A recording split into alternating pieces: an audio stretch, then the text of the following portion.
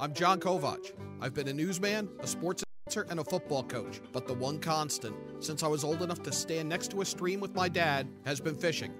I've waded rapids, stood on slick rocks, hacked through ice, and been tossed about the deck of a boat. And I want you to love fishing as much as I do and join me on this journey. Welcome to Yankee Fisherman, presented by the Dock Shop.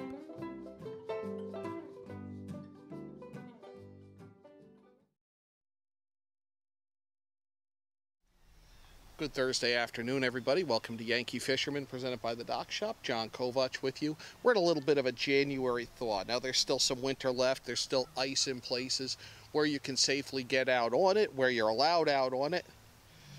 I'm sure people are going to continue to enjoy the hard water action. But lots of fly anglers are turning their attention to the rivers and streams with this thaw. It's kind of a spring-like day. We're going to catch up with Tristan Wilgan. Tristan's a great fly angler, tremendous tyer. His streamers are exquisite, and it's a term I don't use often. Really in demand by those who know him. Tristan is starting his own guide business, even though he's still a student in college. We're going to talk to Tristan about fishing and tying and what really gets him going on today's Yankee Fisherman. Tristan, you're a student at WestCon, graduate of Massac High School. Tell us about the guide service you're starting up. So I'm 19 right now. I started fly fishing when I was 7 years old. Starting a guide service on small trout streams in Fairfield County and the Upper Housatonic River. Been fishing the Upper Hoosie for about 10 years now. A lot of good trout fishing up there. Been fishing some small streams in Fairfield County, like the one right now, for a few years. I love it, fishing. Love to take people out, start the guide service up. How did you get into it? And you seem to have totally been absorbed by it. That this is really an integral part of your life. So my father got me into fly fishing when I was 7 years old. I just did conventional tackle before that.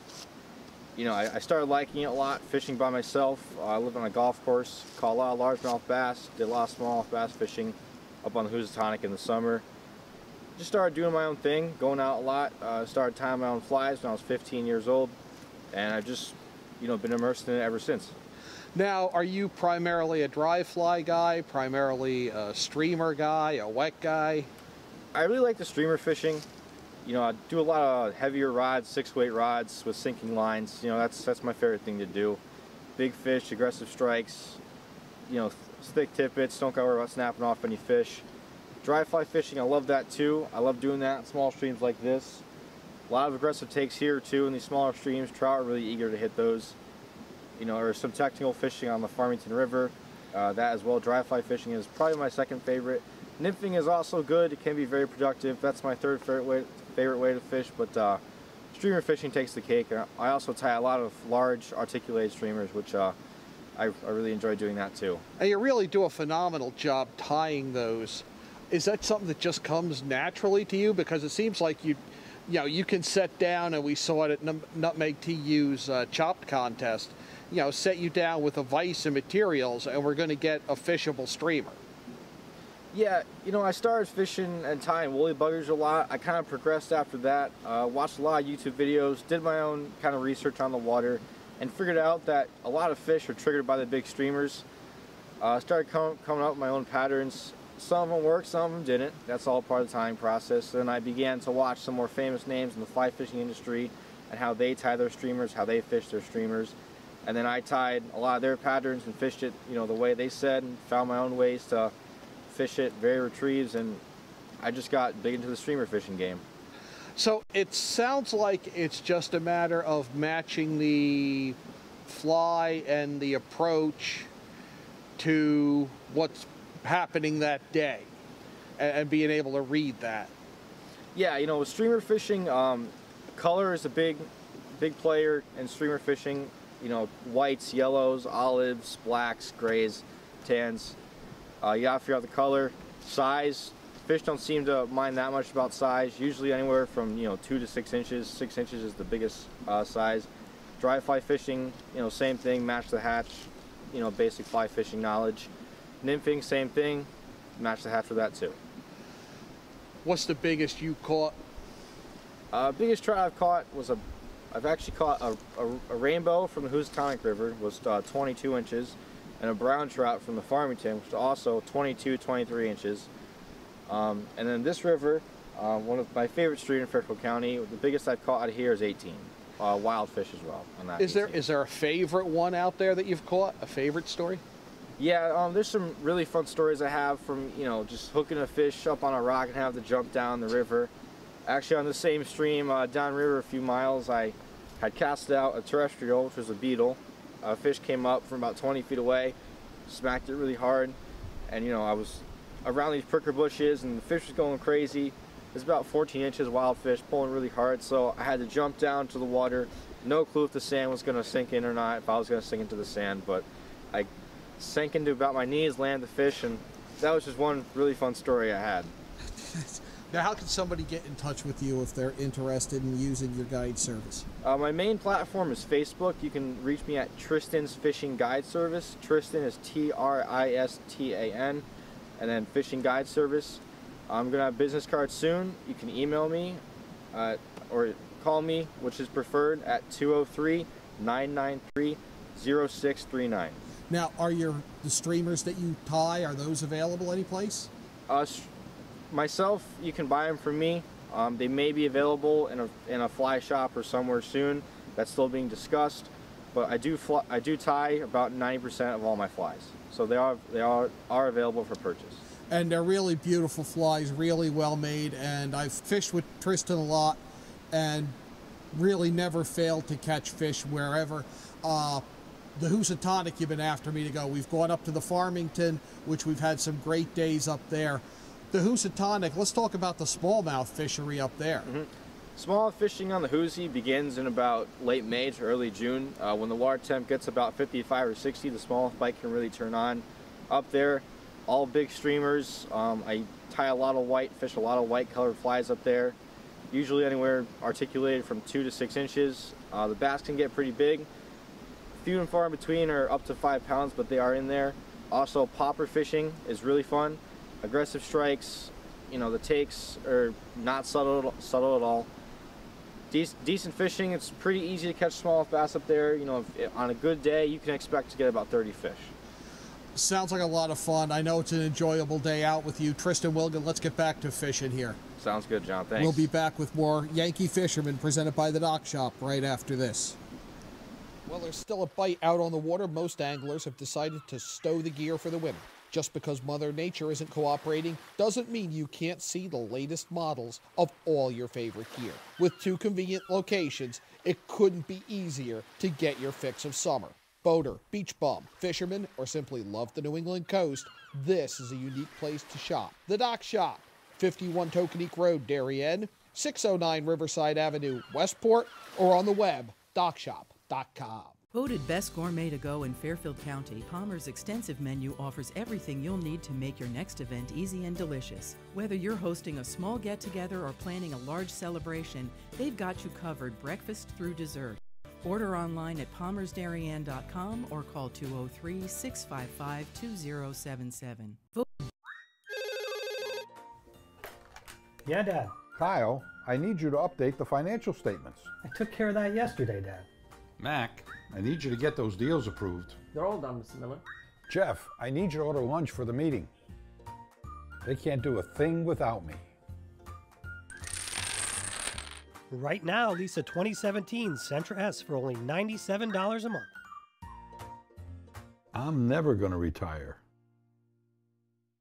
UK Gourmet is the largest specialty grocer in the area, featuring food from England, Ireland, Scotland, and Wales. Over 80 teas to choose from and a brilliant assortment of biscuits to go with them. Over 70 cheeses from grass-fed cows, which makes a smashing difference in taste. The creamiest chocolate you'll ever taste using no artificial colors or preservatives. So say hooray for UK Gourmet, 78 Stony Hill Road in Bethel, or visit ukgourmet.us.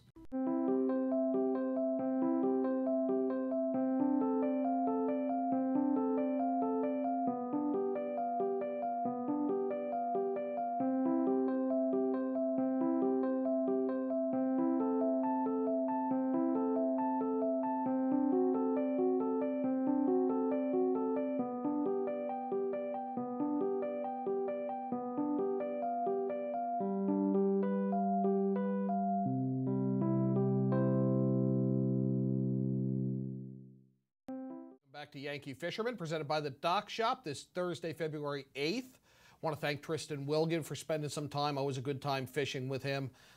Get out with him quite a bit. We had a great day on the mill that day. Joined on the phone now by Alex Wetherell. Alex, a tournament bass fisher. We had him on the show probably about 2 years ago, I think. Alex, you had a nice finish down in Florida recently. Tell us about that. Yes, sir. Ended up finishing in 6th place. It's a great start to the year, so I was really excited about that, especially considering I had a horrible practice, and I would have been happy with 100th place, put it that way. Went that poorly in practice? What's that? It went that poorly in practice? Yeah, it went really bad. I didn't catch a fish over 4 pounds in practice. I decided to stay in Lake Toho. It was on Lake Toho or the Kissimmee chain in Florida. I've never been down there before, so I decided to stay in the lake. I didn't lock through. That way I could maximize my time breaking down the lake I was on. And, yeah, I mean, practice went really bad, but the first day of the tournament ended up catching a 8-pounder and a 5-pounder, and that put me in 4th place after day 1. Now, are you at a disadvantage? You're coming down from Connecticut. Obviously, it's cold. You're not able to get out. And then you're going down to totally different weather conditions in Florida and competing in what really is a southern-dominated sport, no? Yeah, it's pretty tough. I mean, if you just look at on a calendar, you know, we lose probably a quarter of the year where we can't get out and fish compared to everyone who lives down south gets to fish 24/7. So I think the guys up north have a disadvantage, but at the same time, I think we have the advantage of usually we have some tougher fisheries and bodies of water where we kind of have to experiment and play around, where we don't necessarily get to just roll up on a school of fish and just go lights out. You know, we usually have to figure things out a little more. So I think there's some pros and cons to living in the Northeast. And how was the weather when you were down there? Because earlier this winter we had the tragic tournament on Lake Okeechobee, and the story out of that, other than the loss of an angler, was just how cold the temperatures were. Is it still unseasonably cold in Florida? I think it had warmed up a bit since that tournament, and that was really unfortunate. I'd say during this event, it was definitely windy. I'll put it that way. I mean, we didn't have a day with under 20-mile-an-hour winds until the day of the tournament, actually. So it definitely was tough trying to learn the lake with those kind of conditions. And then, you know, when you have winds that strong, now those lakes aren't that big like Lake Okeechobee, so they don't build up 4 or 5 foot waves, but it can still be pretty difficult to fish that body of water, especially when you've never been there before. Now, what was working for you on Toho when you were down there? So in practice, I had caught some fish on a chatterbait, one of those Z-Man jackhammers, and I was using a Lunker City swim fish as a trailer. It's just a 5-inch swim bait. And I had caught some fish doing that. I caught a few fish flipping, but nothing to where I said, you know, I was comfortable and felt like I would do well. So I ended up going up shallow because we had a full moon, and full moon usually means that you'd have a wave of fish moving up to spawn. But I knew it would be kind of interesting considering we didn't have any sunny and calm conditions. But first day of the tournament, we had calm winds, we had sun, and sure enough, I ended up finding some fish on a bed, and that's actually how I caught all of my fish on day 1 and 2 was bed fishing. Now, what's your next tournament? So the next tournament I have is the second week of April. It's the TBF National Championship on Bull Shoals in Arkansas. So I get to drive another 20-plus hours, and then after that I'll be the second Bassmaster Open is in May. And where's that? That is on Lake Norman in North Carolina. Now, when you go down, when you go down to these tournaments, hey, you're driving 20 hours. How many days are you down there? How far before the tournament do you arrive at the lake that's going to be fished? So for the opens, what I usually do is you have 3 days of practice, official practice beforehand. I try to add about 3 days of practice to that. So usually 5-6 days of total practice.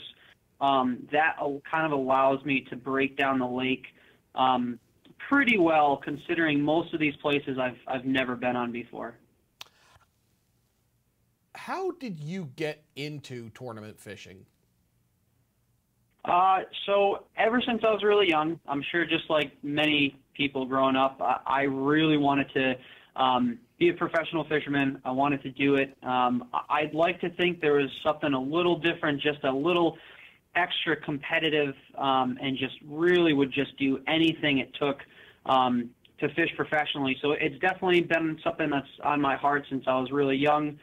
And actually, so at 16, my gym teacher was the head of, he was the coach and a gym teacher at my high school. And so he got me into the Junior Bassmasters in Connecticut. And he got me into the men's club. And I just fished that for a year or two and got kind of accustomed to how tournaments worked. And when I was 17, I fished the Junior Bassmasters my first year, and ended up going, the story there is, first year there, I ended up winning the state tournament, went to national, the divisionals, won divisionals, and went to the Junior Bassmaster World Championship and won that. So it started with a gym teacher and pretty quickly ended up, finding some success. What are some of the bigger tournaments you're going to be doing as this year moves along? I'd say actually next one's coming up are the TBF National Championship. That's a pretty big one. That's first place is $100,000 for that, along with some other contingencies, and then the Bassmaster Eastern Opens that I'm fishing.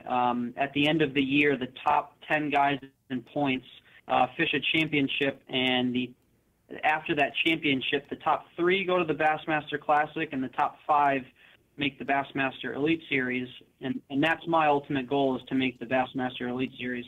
And what do you have to do that?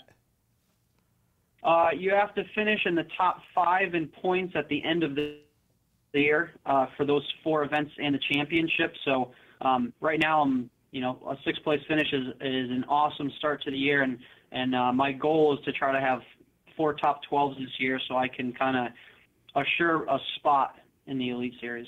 Now, how are you able to cover and find the time for all of this travel and fishing in these tournaments?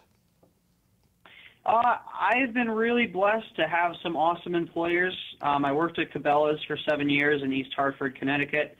I still work there part-time, and I just switched over to working at Lunker City full-time, but both of my employers are really lenient and allow me the time to take off for practice and the event. So I've been very blessed to kind of have that flexibility that normally not many people have. Now, is there any chance for those of us here in the Northeast with you to see a fish at tournament this year? Yeah, there's the 3rd Bassmaster Open is on Lake Champlain in New York. That's, I'd say, the closest one, because everything else is pretty far down south. And there's a bunch of opens and some other tournaments in Connecticut on Candlewood Lake and Connecticut River that people can certainly come out for. What advice would you have to somebody who's, say, high school age like you were when you started this, who thinks they want to try this? Yeah, so I get a ton of messages on my Instagram and Facebook, and a lot of the messages come from people in high school or just before high school, kind of wondering the exact question that you asked. And usually what I tell them is the biggest thing is just to stay humble, to work really hard, because as hard as you work for this and the time that you put in for this, someone else out there is putting in more time. And so give it 100% effort, basically. Learn as much as you can, and that's one of the benefits I had working at Cabela's in the fishing department, was my mind and everything I was doing was constantly in fishing. Watching YouTube videos, reading magazines, TV shows, everything. And I'd say one of the most important things is actually finding a mentor that will take you under their wing, and that you can really learn from and grow exponentially more than you may be able to do any other way. And that really just comes from just kind of going out on a limb and going up to someone that you think can really benefit you and learn from, and, you know, taking the time and the responsibility to kind of speak with them and reach out on your own so that you can learn as much from them as possible. Good stuff. Good advice, Alex. I'd love to have you on after some of these other tournaments that you're going to. Thanks so much for taking some time to talk to us. Yes, my pleasure. Thank you so much, John, and I hope you guys have a great day. You too. We'll be back with more Yankee Fisherman presented by the Dock Shop right after this. Want a new experience in car buying? Okay, great job, Alex. Jeep Ram. We are Connecticut's Wrangler headquarters. Come visit our new Ram Truck Center. Our Ram trucks get the job done with unparalleled style and performance. Call, click, or stop in to find the new Jeep, Chrysler, Dodge car, minivan, or Ram truck that you've been looking for. Family owned and operated for over 50 years. Save thousands right now at the President's Day event and Ram Truck Month. Ends February 28th. Well, there's still a bite out on the water. Most anglers have decided to stow the gear for the winter. Just because Mother Nature isn't cooperating doesn't mean you can't see the latest models of all your favorite gear. With 2 convenient locations, it couldn't be easier to get your fix of summer. Boater, beach bum, fisherman, or simply love the New England coast, this is a unique place to shop. The Dock Shop, 51 Tokenique Road, Darien, 609 Riverside Avenue, Westport, or on the web, dockshop.com. Had a sports injury or slip and fall that needs immediate care? Coastal Orthopedics Walk-In Urgent Care gives you direct access to orthopedic specialists fast without an appointment.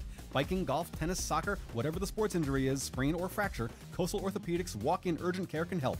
Open 7 days a week now at 3 locations. The iPark Building at 761 Main Avenue, Norwalk, 36 Old Kings Highway South in Darien, or in the Westport Medical Center at 323 Riverside Avenue, Westport. Go to myorthoct.com, like them on Facebook.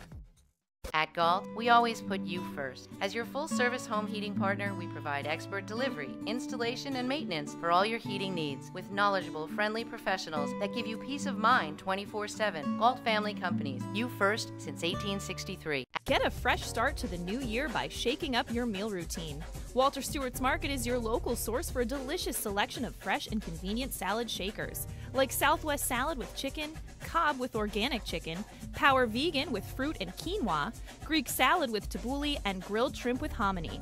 Grab one from our salad case or order from our deli today. Walter Stewart's Market, 229 Elm Street, New Canaan, or shop online at stewartsmarket.com.